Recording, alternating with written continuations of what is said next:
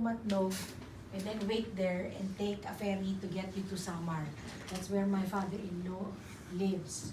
So when we got to this port here in Matnog, the toilet was so dirty. There's even water or puddle inside. So when I used it once and then I held my pee already because it was so dirty. I said, hold ko na until I get to Samar. And then my husband did also use it. He went there by the sea to do his thing because he couldn't take the toilet too. And then we had to wait long because there's just not enough boat. And you know, the line was long, so you don't know when you can actually take the trip. So at that point, he said now to himself that someday I hope I will be able to, you know, help this industry or do something in this industry. And when we got to Samar, I was already feeling bad because I held my pee for a long time. You know, when we returned, I went straight to Makati Med. I was hospitalized for, you know, urinary tract infection. It went up to my kidney already. So parang it made a mark na, oh my God, imagine I could have lost my life because of that infection, because I didn't want to use the toilet, because the toilet was just so bad. So I guess when we said that prayer that somehow if we can make a difference in this industry, maybe God heard us, so I guess we're here.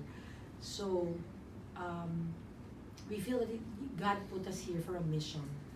You know, maybe He's using us to do this modernization, to connect our islands, to just bring up the standards for our fellow Filipinos. So that's our motivation. You know, in the Nescafe commercial of Coco Martin, and he asked, anong reason mong gumigising ka sa umaga? So I tell our people, for me, this is it. This is my reason, purpose why I wake up. Because I know I have this mission to serve my countrymen by providing this Ro-Ro vessels so that they can get to the islands and do their business. That is the motivation each and every day. And I always tell our people, we are doing something beyond ourselves.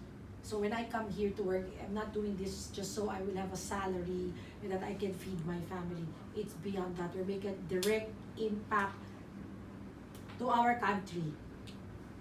This is an infrastructure project. We're connecting the islands. We have a ripple effect with the people who are using our service. Social impact so big, you know, that will produce that ripple effect. So we are going beyond ourselves. So this is a mission that we do. This is our motivation. And the legacy we want to leave behind is that we want the Philippines to be connected, you know, with this reliable service of boats, so that people who are confident to do business, to plant and send their goods. You know, they're confident that their goods, their bananas, their fish, their mangosteen can get to Manila, you know, with reliability of service, with affordable pricing, because we have already affected, you know, the cost of logistics. We brought it down by this quality of service. So that's what that's our vision, that when the 60 FastCats are here, we would have Filipinos who are confident to use the sea lanes, that will continue to do their business, confident that there's, you know, a reliable service, that it's safe. I am confident that my son or my daughter will be able to come home to the island safely, with no accidents, no mishaps whatsoever. So this is something that is needed by our country, being a geographically, you know, dispersed community, island nation. We should put our emphasis here. It's sad that nobody's really paying attention here.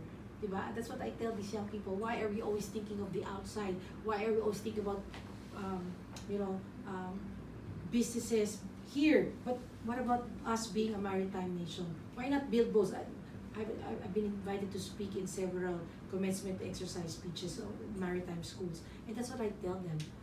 Why not be ship owners? Why not think of building boats that will connect the islands so that we have a decent way to get to the islands, you know, and not just be okay with what's available. Government in their hope to modernize, in their hope to phase out these unsafe wooden boats, said, "Oy, boats are only up to now, July 2018. That should all go." But sad to say, they didn't offer an alternative. Schools are not offering naval architecture, or if we are offering naval architecture, the popularity is very low, and the naval architects that we produce become employed in Singapore or in Europe or America on these shipbuilders. But here in the Philippines, they get hired as draftsmen and designers, but nothing on, really designing a ship that is suited for the Philippines, just to connect the islands. Nobody's paying attention. We don't get enough attention on education, on financing, creatives. Nobody's just looking. Parang Philippine perspective, it's pang mahirap. It's pang sa mga anak ng mga main. Diba? Anak ng fishermen. But, not a lot of support from those sectors. There, so that's the legacy we want to do.